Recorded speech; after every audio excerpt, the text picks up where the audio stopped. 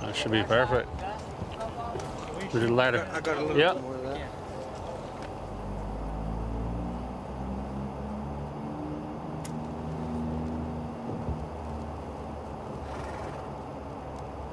This is sage.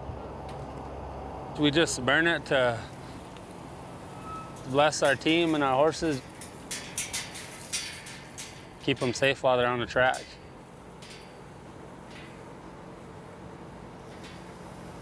So we just smudge them and go around all our team and horses to make sure they're safe when they're out there.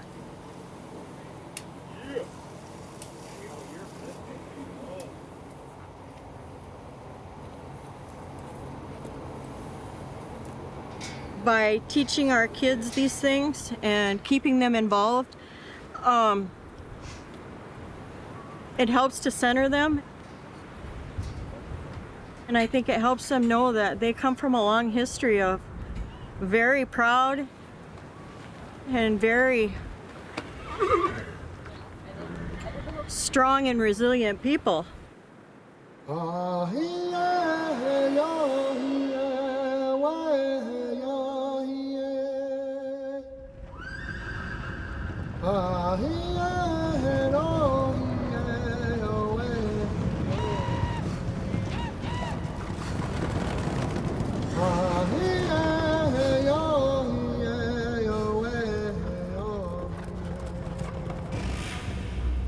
Not a lot of people could wake up and say, I'm Lakota. Powerful, strong, great horse nation. That's what I think of Lakota.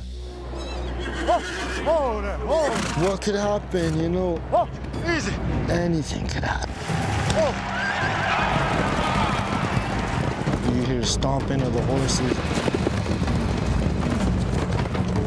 It's like thunder. It's the most exciting stuff ever. It makes you feel like a warrior. That brings the fire out in you.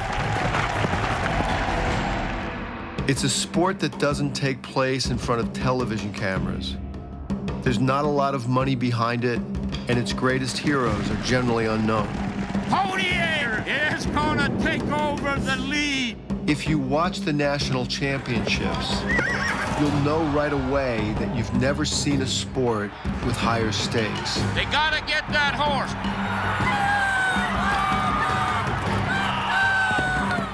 A sport that indigenous people call Indian relay. Every time we go relay, we represent our tribe. I ain't there to take second or third, no, I'm there to win. We come from descendants of warriors and chiefs. And whenever I was out there,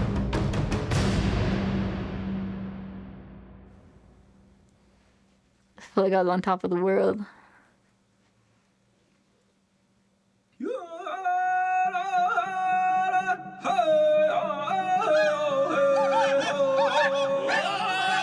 But there's something else about Indian relay. Something else that makes the stakes feel like life or death. They put us here because they thought we were gonna die off in 2 generations. It's just like an everyday battle with the thoughts of, if I die today, would anyone even care tomorrow? Indian relay is the sovereign answer of a colonized people. We're the original landowners. We are the sovereign native people of this Western Hemisphere. And avowal of the pride that was stolen even more ruthlessly than their lands. We're a proud people, and that's why we do it. Let's go! It was always deeper to me than just riding a horse. Each race is also a celebration of the life-saving power of the horse. Hey, Ashton!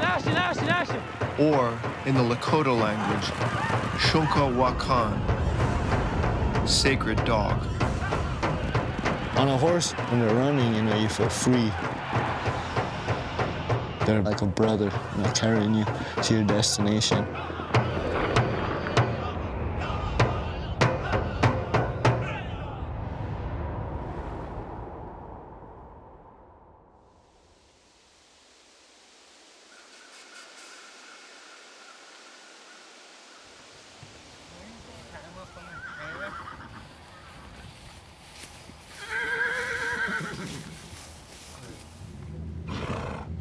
The Horse Nation is what other tribes call the Lakota Sioux, a band of hunters and warriors who once rode free over the Great Plains.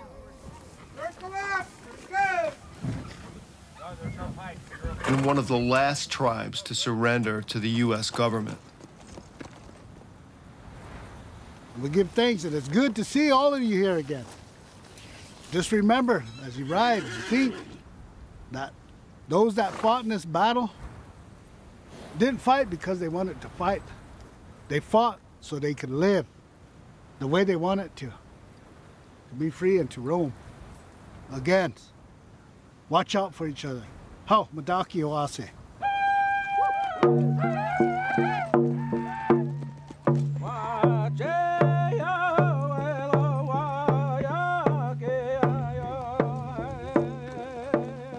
The Lakota didn't always have horses. They first encountered them during the 1500s, after Spaniards brought them to America.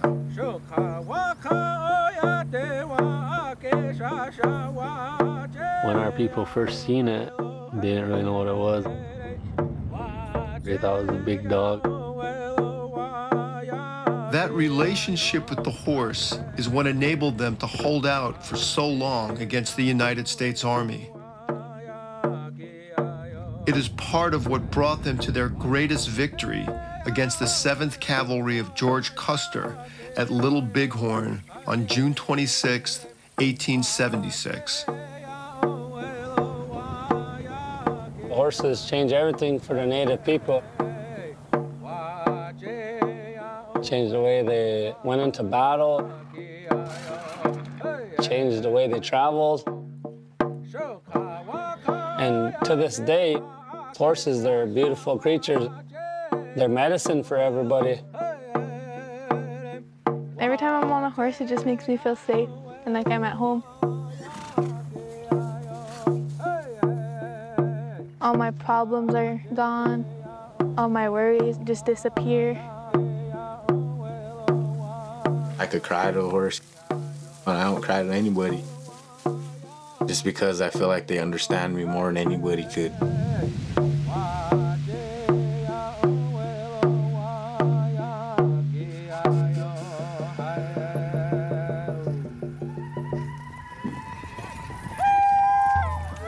About 30 years ago, some of the tribal elders created their own ritual. One to remind the young people that the horse was a part of the proud Lakota history. They created the Little Bighorn Ride, a 4-day, nearly 70-mile celebration that ends on a Montana battlefield sacred to tribal memory. They give me a glimpse on how it was back then. And how we would move together as a tribe. It's just helping out the next generation so they're not lost. Doing this ride, it connects them back with the horse so that they can experience this and that they can learn. Shorty Brewer is an elder at the Pine Ridge Reservation. He's been doing this ride since it began. Okay, listen up. So take care of your horses when you get back. Find the trailer. Come back here Saturday morning for the morning charge. Shorty is also a father figure to his nephew, Stan. and introduced him to the Little Bighorn ride.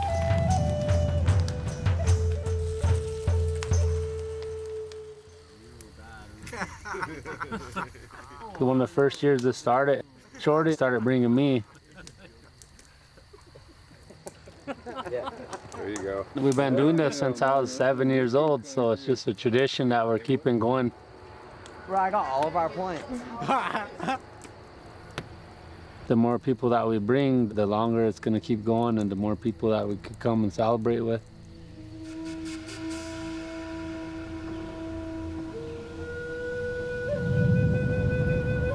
The Battle of Little Bighorn entered American mythology as Custer's last stand. But Custer attacked a native camp, and a confederation of warriors led by the great chief's crazy horse and sitting bull rose up to stop him. The battle was about Lakota survival. And nearly 148 years later, so was the ride. To honor the blood and bravery of their ancestors, the elders consider it their mission to bring others each year, especially the young. I want them to enjoy it just as much as I do. I know what it can do for a person, as like it did for me.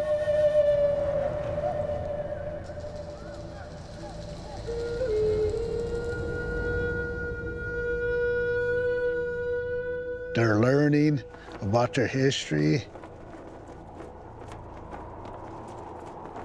And they're learning that there was a way, and that's where we came from, and that we need to remember it.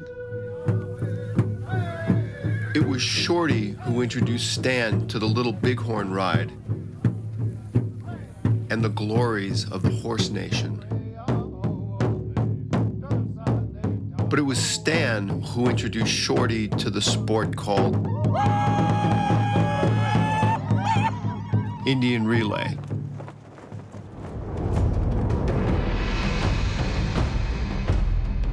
There are many theories about how Indian relay got started. It's a gambling sport that goes back hundreds of years. It's how tribes trained young warriors, or how they kept lines of communication open in battle. Indian really was born from within India, not from the external forces of colonialism. Let's go, Trip! Let's go, son! Come on, Trippy, let's go! From that moment when the Native Americans embraced the horse, racing began. Come on! Clans challenged one another to say who had the fastest war horse. Tribes from many nations, some from hundreds of miles away, come to ride in this liberating chaos of Indian relay. What could happen, you know? Anything could happen. That's the cool thing about relay. Whoa. It's bareback. It's 3 laps, full tilt, on 3 different horses. And in between each lap, when the riders exchange horses, there is a moment when there are no guarantees and everything is up in the air, sometimes literally. They say Indian relay is America's most extreme sport because there's nothing out there like it. 20 horses on the track at once, 5, 6 teams all racing each other. It's just like any other relay, but the human is the batons.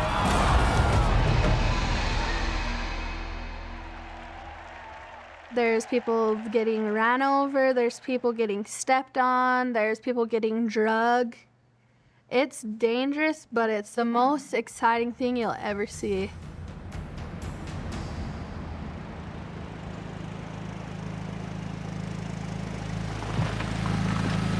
There's a series of Indian relay races each summer.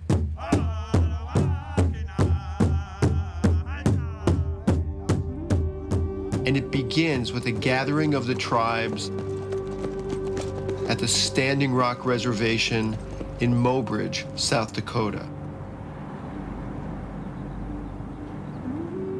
Them all getting ready is just part of it, you know, they're just getting their gear on.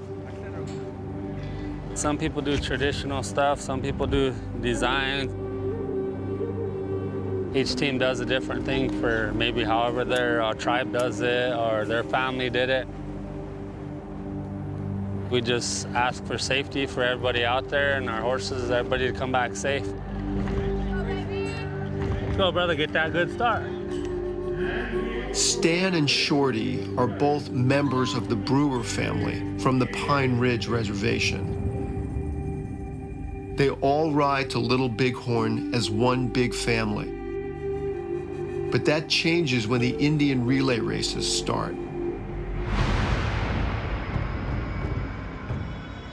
One family splits into two teams. Shorty's Dancing Warrior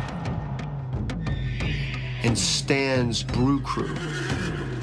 Here's Dancing Warrior with that pink brink flipping.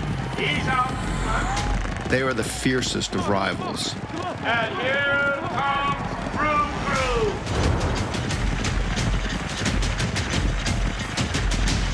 We're two teams. Because our family's too big to just have one team. It's a fun battle. At the end of the day, we're all still one family. Brew Crew and Dancing Warrior are racing for bragging rights and prize money that helps them cover travel. But most of all, they are racing for the big brass belt buckles that count as coup, the trophies traditionally taken from the field of battle. There's several different races at Mobridge. There's the Chiefs race.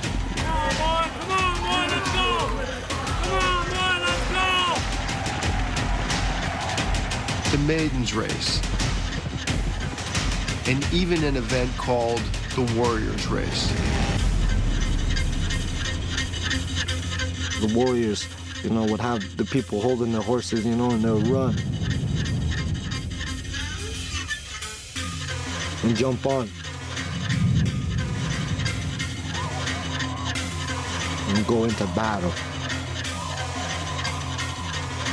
But relay is the main event, the race that draws tribes and teams from every corner of the plains. Here they come in front of the grandstand. Now watch them exchange it.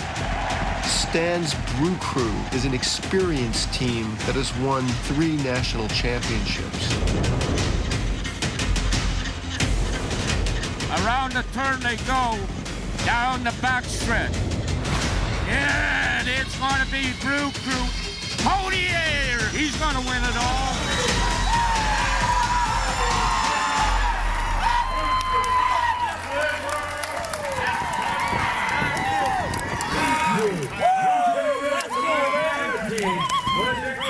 Zane, how does this feel?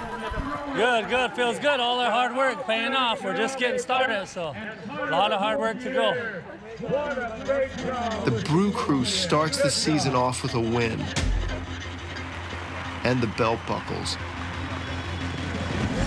Peyton brings plenties. Oh, my goodness, I tell you. Down he goes.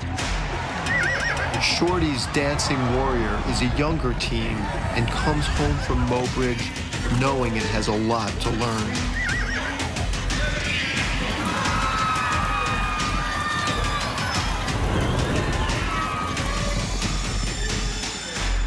Ladies and gentlemen, was that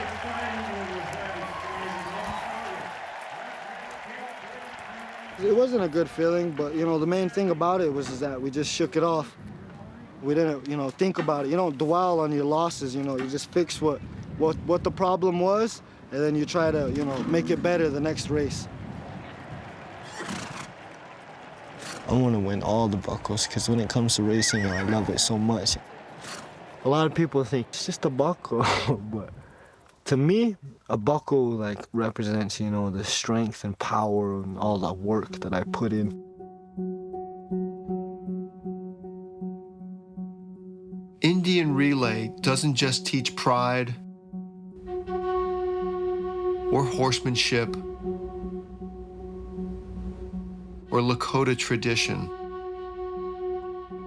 It teaches kids how to stay alive, that their lives mean something, even though so much in their world tells them they don't. We come from struggle. We have kids on this reservation that are starving today that didn't even get a meal to eat. Whenever like a woman or a young child or someone go missing, it'd be their family creating search parties for them. You don't think about that on a horse. You just think about you and your horse.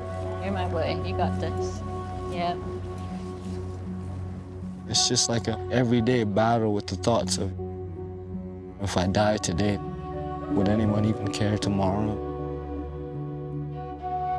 When I'm racing, nothing else matters. It gives me a purpose.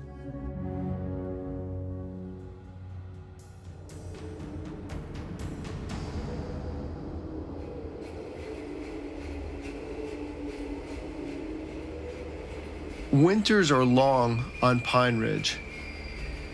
The dark and the cold try to claim the people of the reservation, and there is precious little standing in their way. It's when the pain of the past weighs heaviest.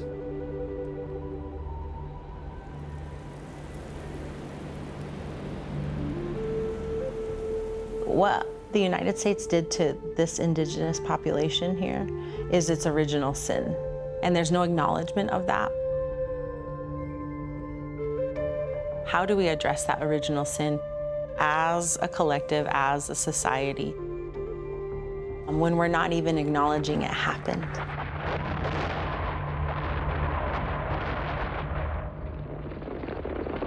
You hear the phrase, how the West was won.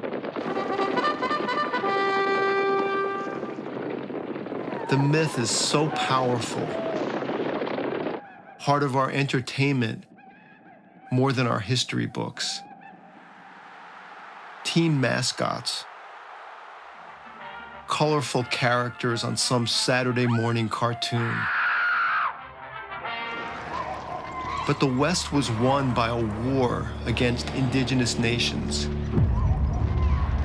A war that called for the near extermination of the great herds of bison that provided native peoples meat for their food and skin for their shelter. A war that forced them onto reservations, and a war that tried to erase their culture, their very identity. Throughout the course of history, you can look through the different eras, whether it was removal, assimilation era, boarding school era, even the treaty-making era. Thinking if you break their connection to land, if you break their connection to spirituality and their life ways, that they will no longer exist as indigenous people.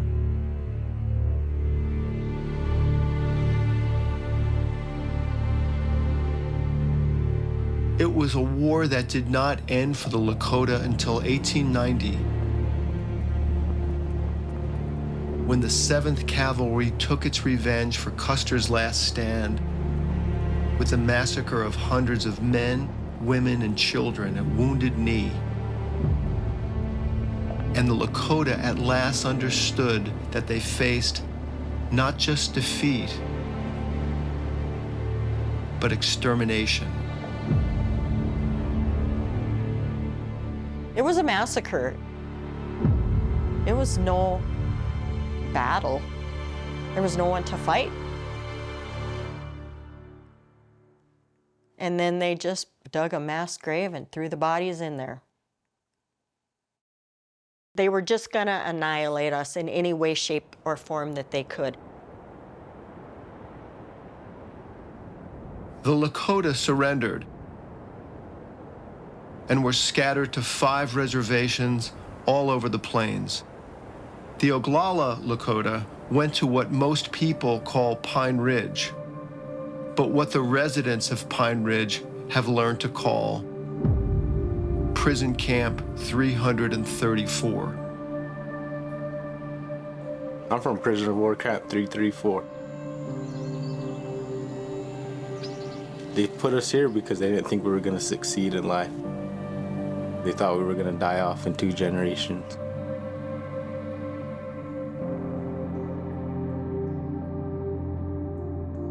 The boundaries of the reservation are a constant reminder of just where the government feels our place should be.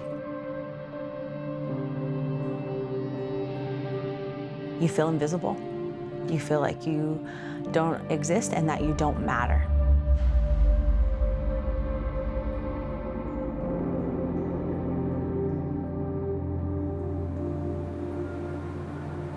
Pine Ridge is one of the poorest counties in the nation, with over 53% of its inhabitants living below the poverty line. Approximately 85% of Lakota families are affected by alcoholism. Easy, tone it down. Struggles I see is like depression, suicide, and then the drugs that are coming into the res don't help the youth at all. In 2016, there were 5,712 cases of Indigenous women and children reported missing nationwide. And in Pine Ridge, the rate of teen suicides is 150% higher than the national average. There's a lot of people that think there's nothing else for them here, and they feel like they have no hope. I lost a lot of friends. Every time I lose someone, it's just like I want to just go with them. It should have never been them. I wish it was me. We have to do something because our young people are literally choosing to take their own lives to escape the reality.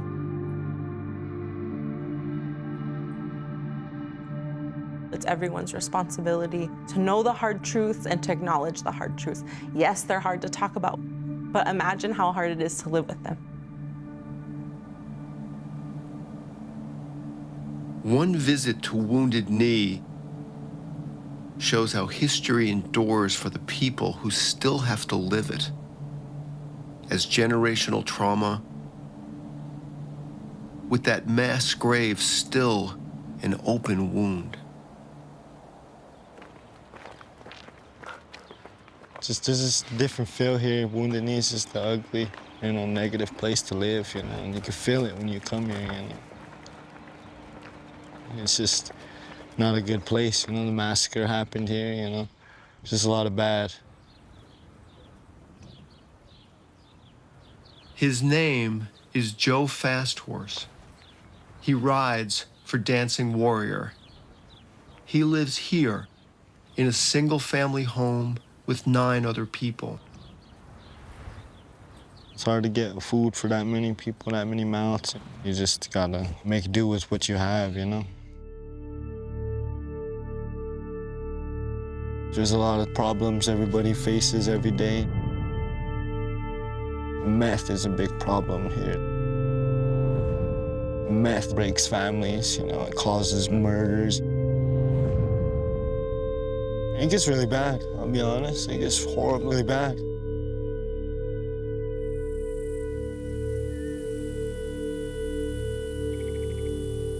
When Joe went on the Little Bighorn ride last June, his younger brother and his best friend stayed at Wounded Knee.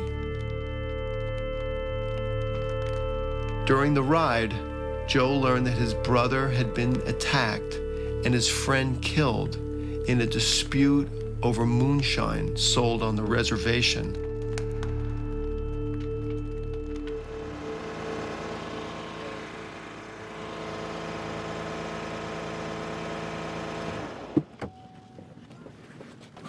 The day it happened, thought it was just a normal day on the ride. I got a call, and my mom was crying, and I was like, you know, what happened? They're like, you know, she's like, they murdered Dom, you know, they killed Dom. They beat him with baseball bats. His family found his body in a creek bed. Mentally, it's just horrible. To understand what really happened there, that wounded knee. If I wasn't on a ride, if I wasn't out, I would have been right there with them. Some days that eats me up too, you know? Maybe if I was there, it'd be different. I was angry at the world. So I tried to be there as best as I could, and even though I couldn't really do much because he built up his wall around him, basically, because of how hurt he was. So it was hard seeing him like that. We were all trying to like make him happy, trying to make him smile again, but it was hard. I try to get over it, but every day I just see how easily people forget you when you die.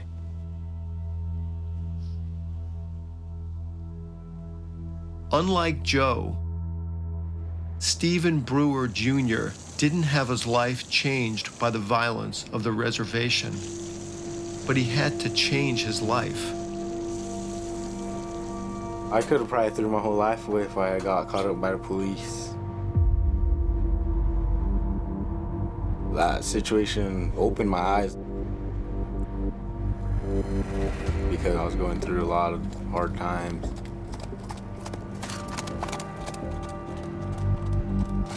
There are almost no jobs on Pine Ridge.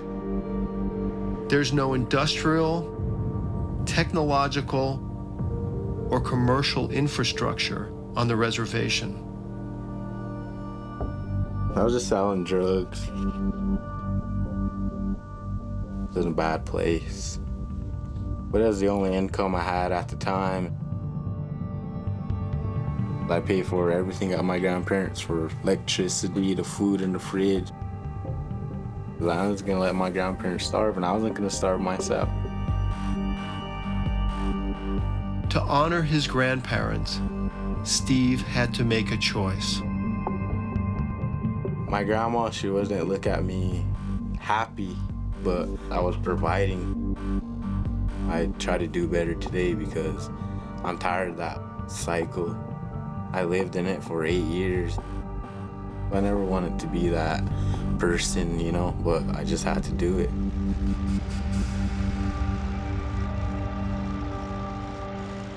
Desperate for a change, Steve reached out to his mentor and uncle, Stan. I called him because I was crying, and he said, well, you want to better yourself? I said, yeah, I'm tired of this, bro. Let's do. He said, well, I'll call Bill. Let's get you out of here.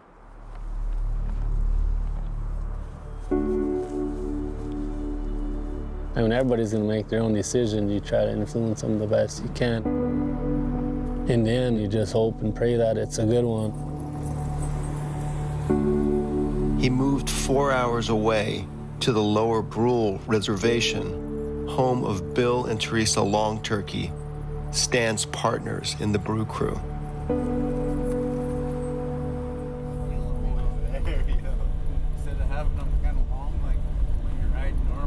Working with these young kids like Steve, he's good. You know, he just needs reassurance. Sure, you messed up, but come on, let's figure it out.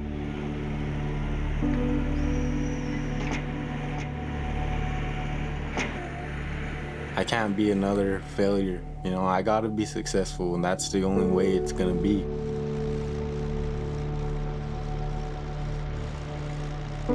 It's either I'm gonna change myself or I'm gonna end up dead.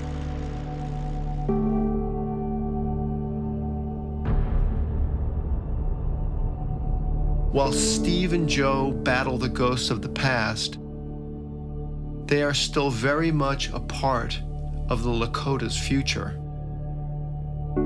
But what does that future look like? What is the solution to the problems that were created centuries ago?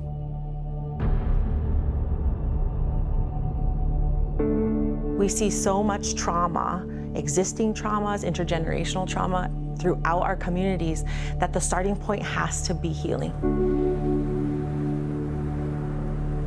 It's getting back connected to who we are through our lifeways, our language,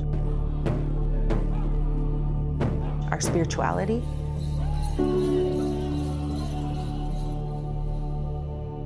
And what other people across our communities are doing is about reclaiming that.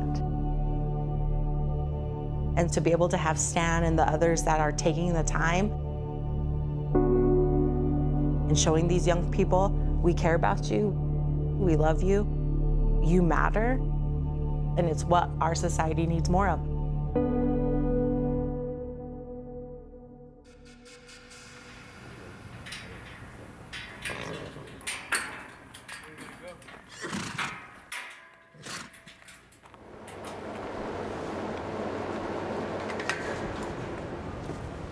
Get up, boys, let's get shit done. When Stan and Shorty head to the races, they bring plenty of brewers, plenty of their family members. Hey, June, let's go get it. You ready to take horses out? Morning, morning. Yeah.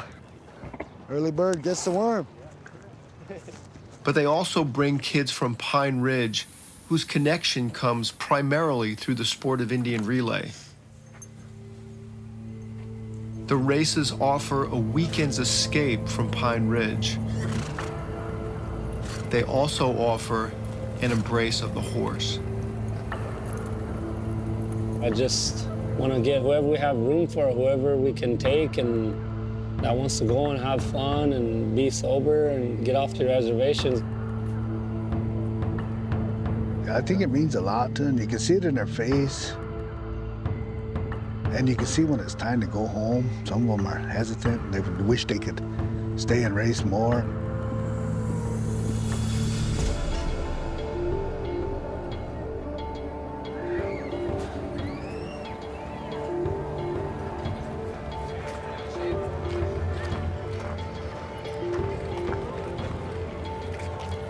The culmination of the Indian relay season takes place in Sheridan, Wyoming.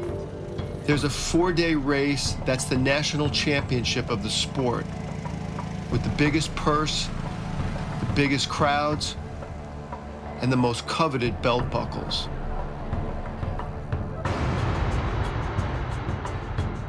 All the great horse-centered tribes of the Northern Plains make the trip for a chance to race in the name of their people. We have an absolutely terrific rodeo and the world champion Indian relay races. Is everybody ready?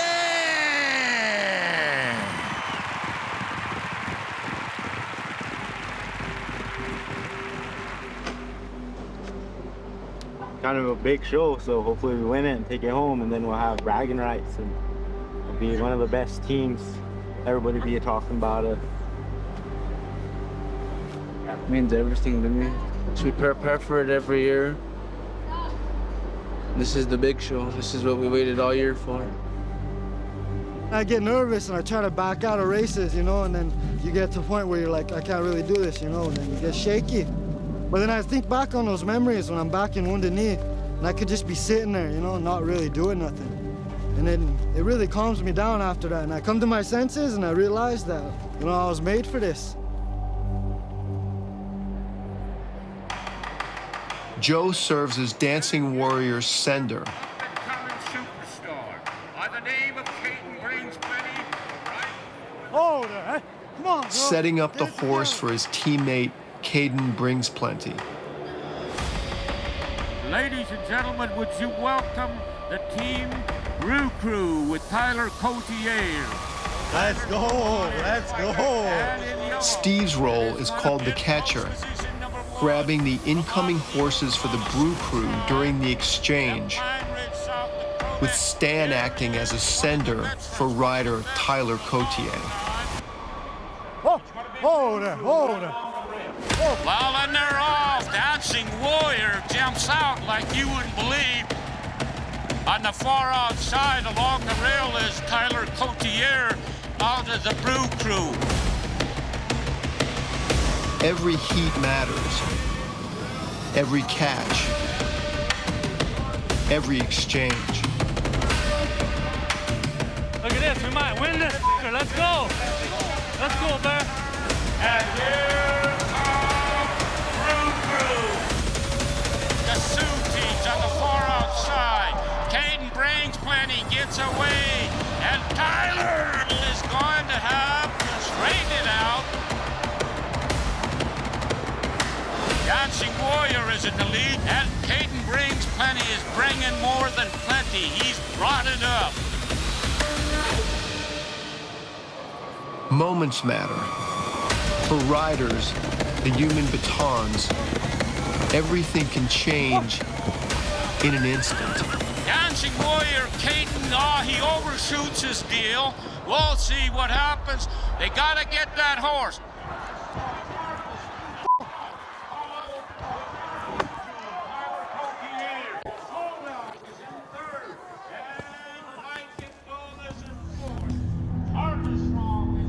Just like that, Dancing Warrior's championship dream dies with a disqualification.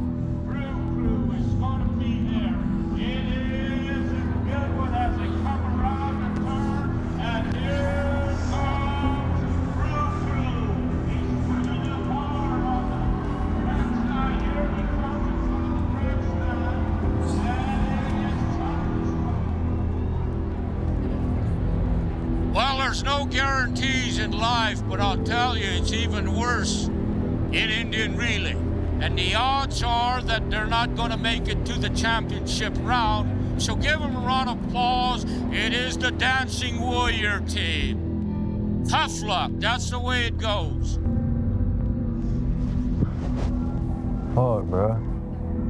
F***ed it all up. What happened? What happened? Did you not want to turn in too good? I turned her in, she looked like she was perfect for Joe, so when I bailed, she just went straight. Then I seen her go down, and then I couldn't get to society. She went straight. Harley was turning to set her up, and then she went straight into out of the wall. Yeah.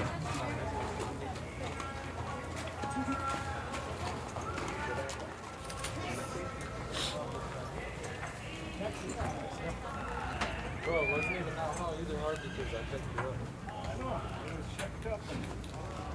I'm the one that f***ed it all up though, so don't take no pressure. I didn't get no tickets. I recorded it and I finished recording, but I didn't grab her. You didn't have room. In that video right where you were getting ready to catch, Blanket Bill's horse was right there, so I seen you, but when I came to turn, there was still no room, so you had to go this way. And by that time, she was already running by you.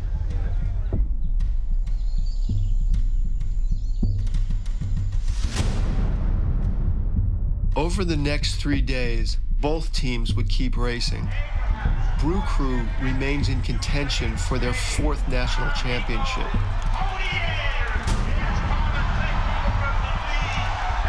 Let's go! Let's go, baby. Yeah, let's go. And it's going to be Brew Crew winning it all with a great run. It's the home of the people of Crazy Horse.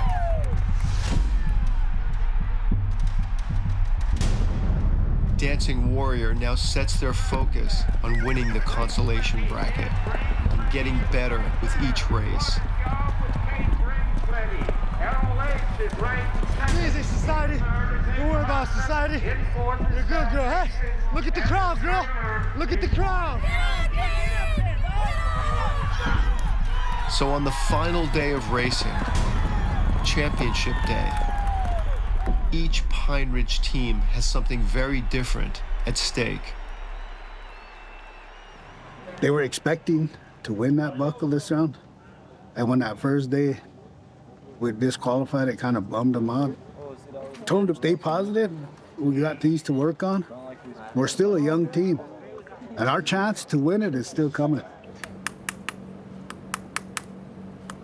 Today is the last day of the World Championship Indian Relay Championship day, so gotta get a couple shoes on, get to make sure everything's ready to go, trying to win the championship here.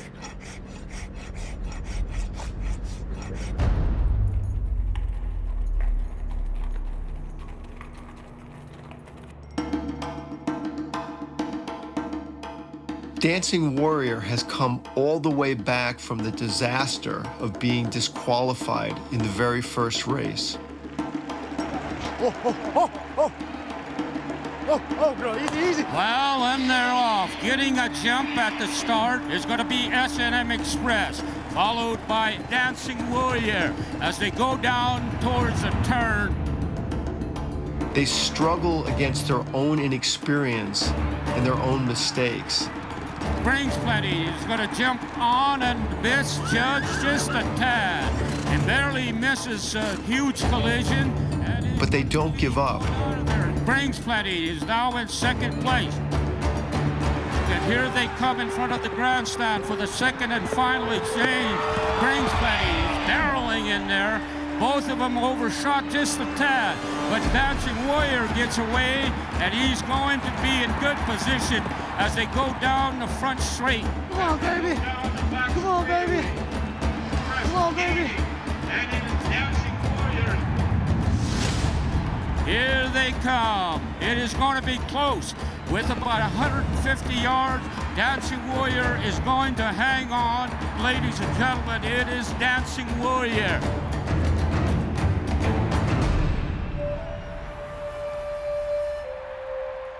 Well, ladies and gentlemen, I thought that was really outstanding. That dancing... On championship day, they win the consolation heat. And Caden and Joe put the world of Indian relay on notice. Bro, good, man. Come on, bro, you got this. Come on. Down here, too. Dancing Warrior is a team with a future. Each day we just chipped at each of our mistakes, and we learned from what went wrong the next day, and it slowly climbed us, third to second to first, to third.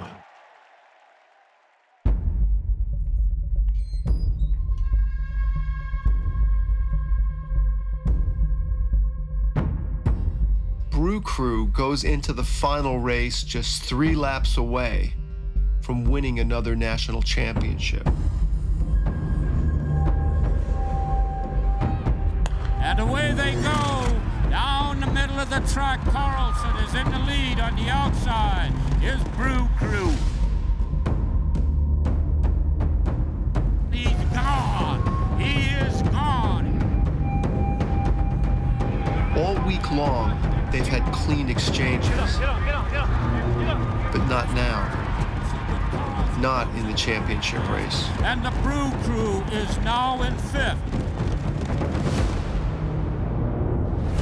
Right in, come on! Name is Carlson, and 2 minutes and is in 4th.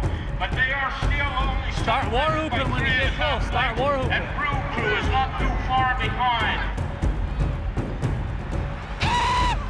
Now here they come for the world title, the last and final exchange. Here they come.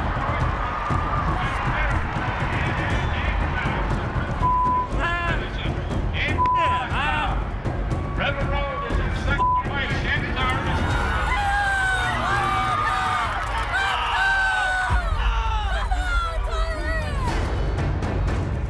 And it's going to be Abrahamson, your 2022 world champion.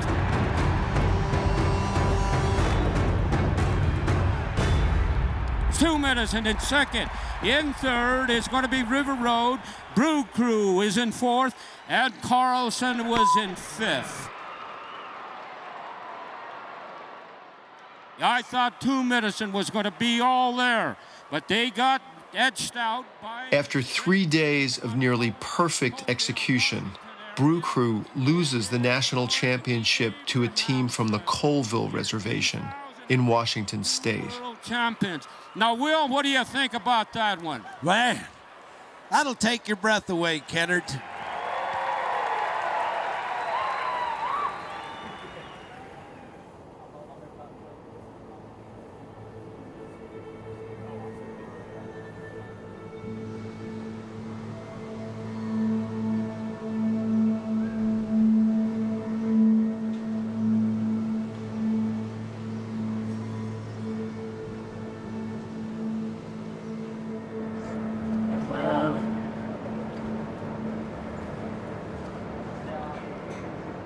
Just a tough run, you know. Horses wouldn't stand today. Just the crowd was too excited. We was too excited. And just the way it went today, you know, could have happened to anyone. But hopefully now they know to keep grinding, keep working, and it'll pay off one day.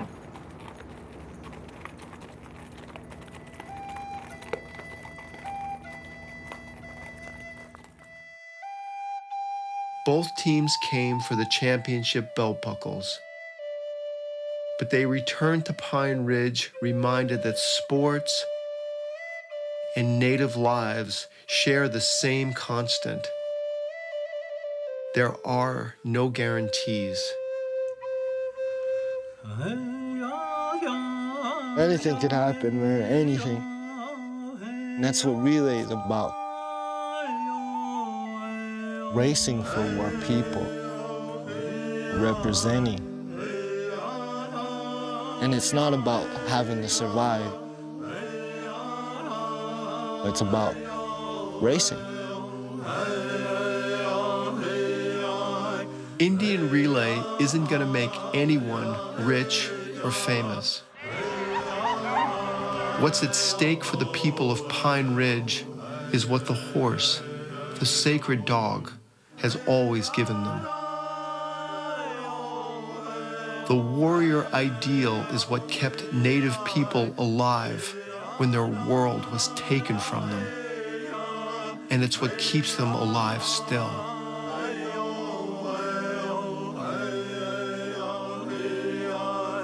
There's plenty of sad stories, but everybody already knows of the negatives and all the drugs and alcohol. I want to change the culture for the better and use the horses in a positive way. I mean, we try to get that connection going with kids to try to keep them out of trouble. Horses, they're part of our family and they're part of our people, our history. We wouldn't have been where we're at or who we are without the horses.